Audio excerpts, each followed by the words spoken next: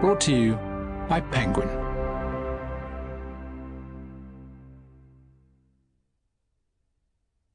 Help Yourself by Curtis Sittenfeld.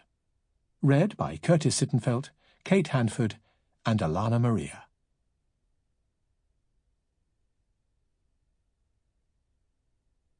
Show, don't tell.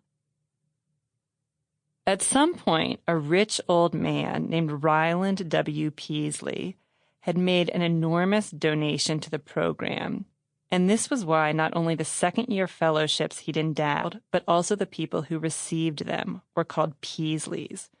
You'd say, he's a Peasley, or she's a Peasley. Each year, 4 were granted. There were other kinds of fellowships, but none of them provided as much money, $8,800, as the Peasleys. Plus, with all the others, you still had to teach undergrads.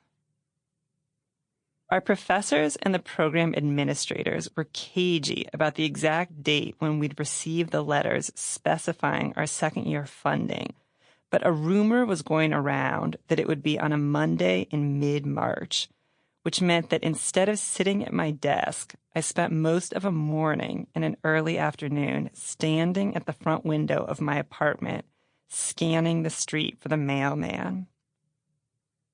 For lunch, I ate a bowl of grape nuts and yogurt. Monday nights after seminar were when I drank the most, and therefore when life seemed the most charged with flirtatious possibility, so I liked to eat light on those days. Then I brushed my teeth, took a shower, and got dressed. It was still only 2 o'clock. Seminar started at 4, and my apartment was a 10-minute walk from campus. I lived on the second floor of a small, crappy Dutch colonial on the same street as a bunch of sororities and the co-op, where I occasionally splurged on an organic pineapple, which I'd eat in its entirety. I was weirdly adept at cutting a pineapple, and doing so made me feel like a splendid tropical queen with no one to witness my splendor. It was 1998, and I was 25.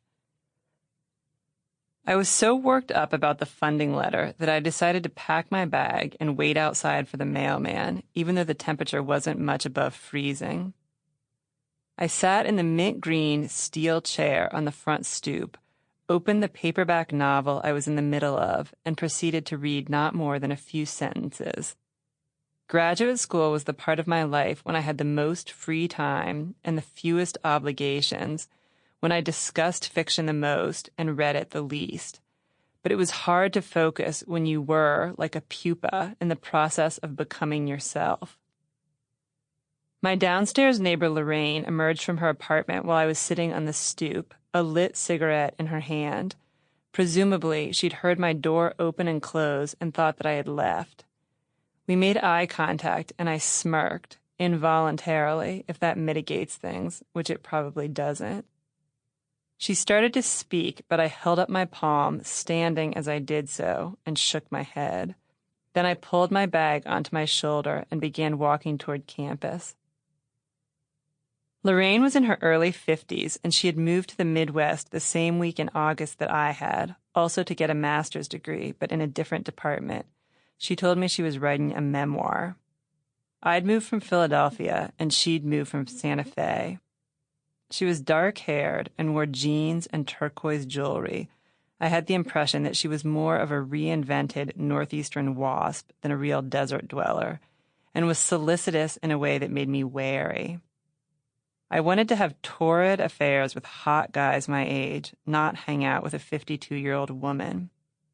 In early September, after sleeping at Doug's apartment for the first time, I'd returned home around 8 in the morning, hungover and delighted with myself, and she'd been sitting on the front stoop drinking coffee, and I'd said good morning, and she'd said, "How are you?"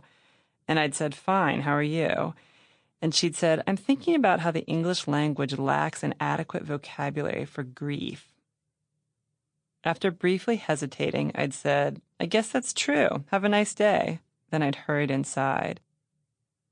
It was likely because I was distracted by Doug and our torridness that I hadn't paid much attention at first to Lorraine's smoking. I could Sample complete. Ready to continue?